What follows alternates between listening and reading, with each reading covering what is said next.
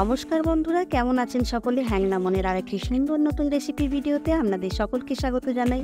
আমি রাখিস নিয়ে এসেছি আপনাদের জন্য অসাধারণ টেস্টের পটল পোস্তের রেসিপি। আর এই পটল পোস্ত পারফেক্টভাবে যাতে আপনারাও বাড়িতে বানিয়ে নিতে পারেন, তার জন্য অনুরোধ করব আজকের ভিডিওটা শেষ পর্যন্ত দেখার জন্য। সাথে অনুরোধ করব আমার ইউটিউবের হ্যাংলা মন চ্যানেলটিকে একটি সাবস্ক্রাইব করে দেওয়ার জন্য।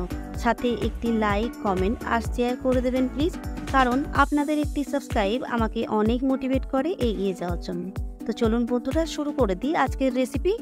তো বন্ধুরা, পটল পোস্ত করার জন্য আমি এখানে নিয়ে নিয়েছি একদম ফ্রেশ পটল, যেটা আমি খোসা তুলে ধুয়ে পরিষ্কার করে নিয়েছি।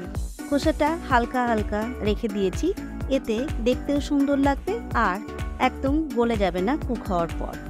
আর এই পটলের গায়ে এখন একটু চাকু দিয়ে সুন্দর করে চিপ দিয়ে নেব, কারণ যাতে রান্না হওয়ার সময় এর মধ্যে নুন মশলাগুলো ঢোকে। দেখুন, ঠিক এইভাবেই সমস্ত পটলগুলোর মাঝখান থেকে একটু একটু করে চিপ দিয়ে নেব। তো চলুন এখন চলে যাব পরের স্টেপে। এখন রেডি করে নেব পটল পোস্তের জন্য পোস্তটা। এখানে পোস্ত নিয়ে নিয়েছি আর পোস্তটা এখন খুব ভালো করে বেটে নেব। বন্ধুরা, আমি পোস্তগুলো মিক্সির মধ্যে বেটে নেব। আপনারা যদি মিক্সিতে বাটেন তাও হবে, শিলে বাটলেও কিন্তু সেটাও হবে। তো দেখুন, পোস্তটা আমি খুব সুন্দর করে বেটে নিয়েছি। এখন এই পোস্তর মধ্যেই অ্যাড করে দেব ঝালের জন্য 2টো কাঁচা লঙ্কা, আপনারা চাইলে আরও বেশি দিতে পারেন। সাথে দিয়ে নিচ্ছি কুচনো নারকেল। এখন এই সমস্ত মিলে আর একবার সুন্দর করে একটা পেস্ট তৈরি করে নেব। তো চলুন, তো পেস্ট আমি তৈরি করে নিয়েছি, নারকেল, কাঁচা লঙ্কা আর পোস্ত একসাথে। এখন চলে যাব পরের স্টেপে। তো চলুন, তো বন্ধুরা এখন করে নেব পটল পোস্তের মেন রেসিপিটা। তার জন্য কড়াইয়ের মধ্যে দিয়ে নিচ্ছি বেশ কিছুটা সর্ষের তেল। তেলটা গরম হয়ে গেছে, এখন দিয়ে নেব সমস্ত পটলগুলো। এখন পটলগুলো হালকা লাল করে ভেজে নেব। পটলগুলো ভাজা হয়ে গেছে, এখন টমেটো তুলে নেব।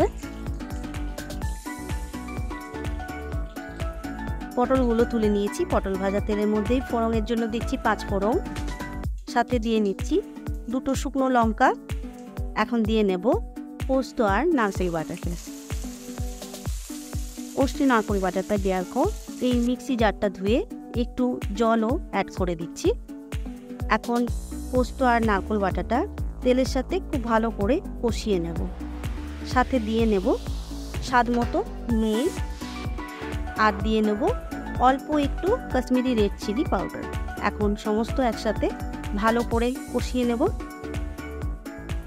খুব সুন্দরভাবে কষিয়ে নিয়েছি নারকেল বাটা আর পোস্তটা। এখন এই নারকেল বাটা পোস্তর মধ্যেই দিয়ে নেব ভেজে রাখা পটলগুলো।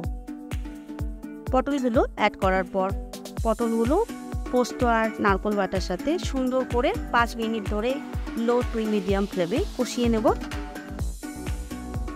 খুব ভালোভাবে কষানো হয়ে গেছে দেখি। এখন এই পটলের মধ্যে অ্যাড করে দেব কিছুটা জল। এটা খুব বেশি এখানে দেওয়ার প্রয়োজন নেই বন্ধুরা, কারণ গ্রেভি টাইপের হবে, তবেই কিন্তু পটল পোস্তটা ভালো লাগবে।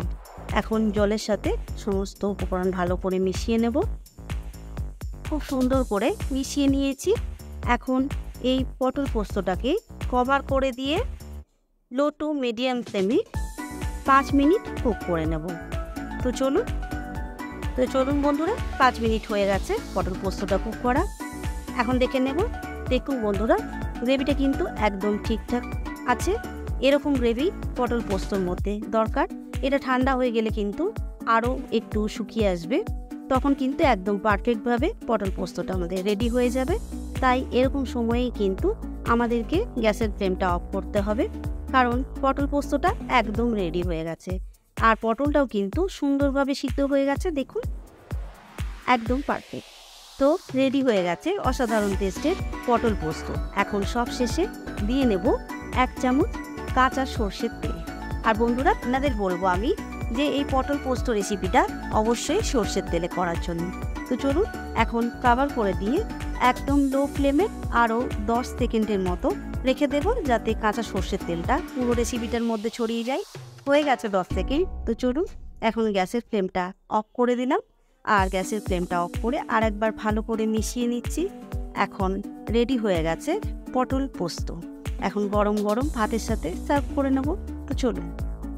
তো বন্ধুরা, এই অসাধারণ পটল পোস্ত রেসিপিটা কিন্তু দুপুরের লাঞ্চে গরম গরম ধোয়া ওঠা সাদা ভাতের সাথে অসাধারণ খেতে লাগে। তাই অনুরোধ করব, ঝটপট ট্রাই করে নিন আজকের রেসিপি আর আজকের ভিডিও ফলো করে, আর কমেন্ট করে জানাবেন খারাপ লাগলে। আর বন্ধুরা, আজকের ভিডিওটি যদি ফেসবুক পেজ থেকে দেখেন তাহলে প্লিজ আমার ফেসবুক পেজটিকে ফলো করবেন আর একটি লাইক করে দেবেন। আর সাথে আপনারা চাইলে আমার ইনস্টাগ্রাম চ্যানেলটিকেও ফলো করে রাখতে পারেন, কারণ সমস্ত নিউ রেসিপির ভিডিও ফার্স্ট আপডেট কিন্তু সেখানেই পেয়ে যাবেন। আর বন্ধুরা, সকলকে জানাই অসংখ্য ধন্যবাদ আজকের ভিডিওটা শেষ পর্যন্ত দেখার জন্য। বন্ধুরা, গরম ভাতে সার্ভ করার সময় আবারও একবার কাঁচা সর্ষের তেল ছড়িয়ে দিয়ে তারপরে সার্ভ করবেন, তাহলে কিন্তু স্বাদ আরও দ্বিগুণ হয়ে যাবে। তো চলুন বন্ধুরা, আজকের ভিডিওটা এখানেই শেষ করছি। সকলে ভালো থাকবেন, সুস্থ থাকবেন, সাবধান থাকবেন। দেখা হচ্ছে খুব তাড়াতাড়ি ঠান্ডা মনের আর একটি সুন্দর নতুন রেসিপি ভিডিও নিয়ে।